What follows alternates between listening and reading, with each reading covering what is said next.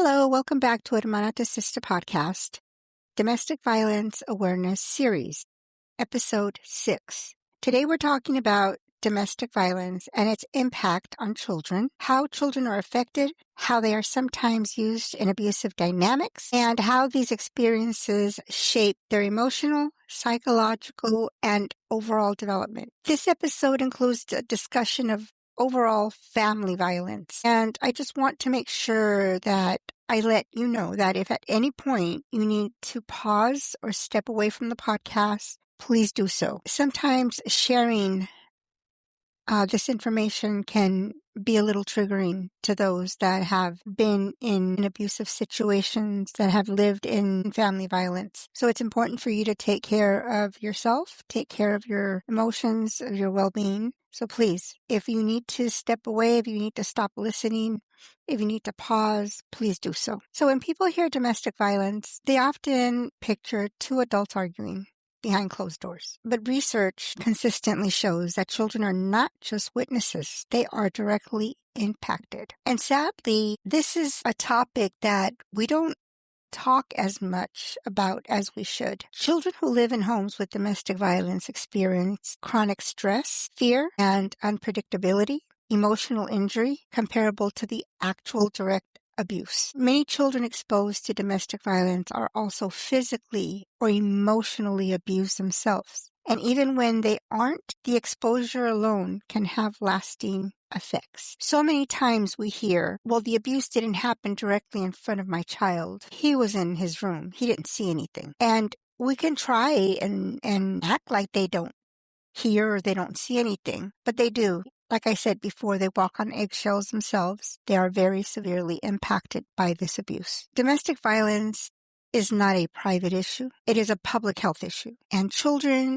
are one of the most affected populations. So let's answer our first question. Domestic violence at home affects children in what ways? Children experience domestic violence on multiple levels. The emotional and psychological effects. Children may develop anxiety and depression. They may be hypervigilant, which means they are always on edge. They can have nightmares or sleep disturbances, low self-esteem. They can also have feelings of guilt or responsibility for the violence. And studies show that children often blame themselves for their parents' conflict, believing that they caused it and it is their responsibility to fix it. Children can also start behaving aggressive or withdrawn. They can start struggling in school. They can have difficulty concentrating, and they can act out or regress developmentally. For example, a child that is 4 years old and he no longer wets the bed, he can regress and start having accidents while he sleeps. Physical and biological effects. Chronic exposure to fear activates a child's stress response system, which can affect the brain development, increase risk of long-term health problems, disrupt emotional regulation. Children's bodies remember what their minds cannot always explain. So how are children used in domestic violence? As we stated earlier, it's one of the least talked aspects of domestic violence, and we don't talk enough about how children are used as tools of control. An abusive parent may use children to spy on the other parent. An abusive parent can manipulate children to turn them against the non-abusive parent. They can threaten custody or harm to maintain control. They can involve children in adult conflicts, and they can withhold affection or access to the safe parent. This is known as coercive, and research shows that coercive control is often direct victims and not passive observers. And I'm referring to the children. This is directly, they are targeted when it comes to this form of coercive control abuse. Children placed in these roles experience loyalty conflicts. Am I going to be loyal to my father, or am I going to be loyal to my mother? Chronic guilt, confusion about love and safety, and long-term trust issues. Being forced to choose sides is emotionally devastating and developmentally inappropriate for children. So what is the outcome or end result for these children? What happens to children who grow up in violent homes? There is no single outcome, but there are increased risks. Long-term outcomes may include difficulty forming healthy relationships, an increased risk of anxiety, depression, PTSD, a higher likelihood of substance abuse, violent behavior, and an increased risk of being in abusive relationships later in life. This pattern is often referred to as the generational transmission of violence, not because violence is inevitable, but because behavior is learned and it is normalized during childhood. And I cannot tell you how many times this has came up in working with the abusers, in working with the batterers. Their stories are heartbreaking. They're childhood stories, and they normalize what they witnessed as a child. They witnessed dad being abusive. Others may have witnessed mom being abusive. And as they grew up, it was just a normal way of life to them.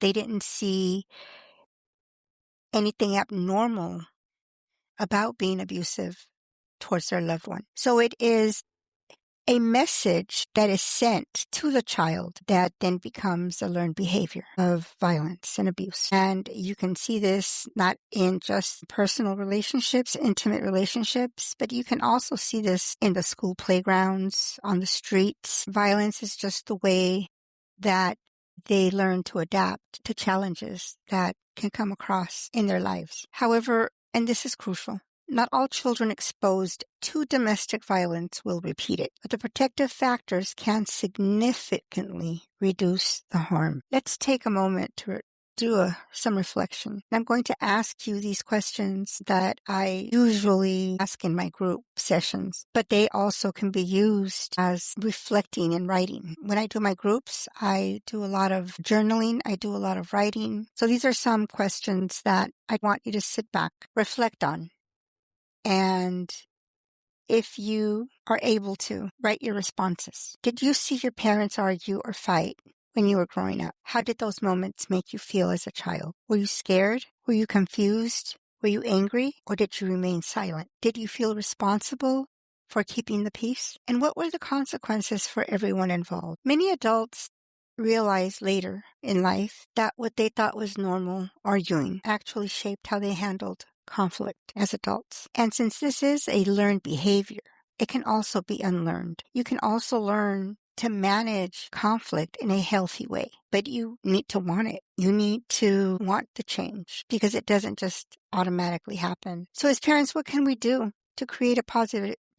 How can we give hope and change to our children? Protective actions for parents can be having a strong, consistent relationship with at least one safe, caring adult. A parent can model nonviolent conflict resolution, acknowledging harm instead of denying it, which is often seen as family secrets, right? How many of us know of one or two family secrets? Seeking support, and that could be through therapy, community organizations, support groups, or just talking to trusted adults that you can have this conversation with. Creating predictable routines and emotional safety. It's important to note that children do not need perfect parents because there is no such thing. But what they do need is safe, accountable, and emotionally available parents. That's one thing that they do need. A supportive parent can significantly reduce negative outcomes, even after exposure to violence. So does domestic violence affect children by repeating their parents' behavior? Sometimes, but not always. Children can learn how conflict is handled, what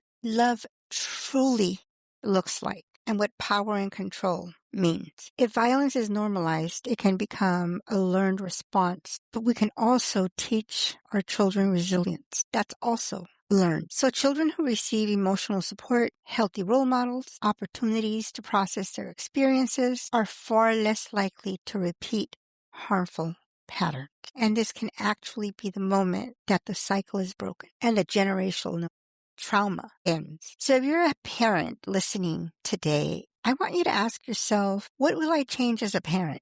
What patterns am I committed to breaking?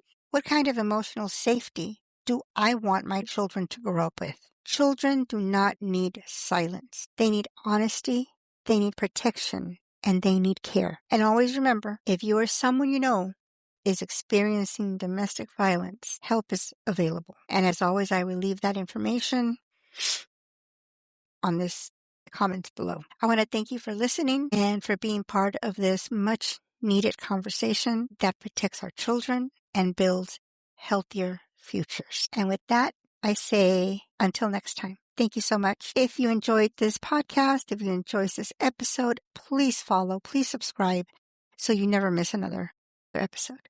Thank you so much.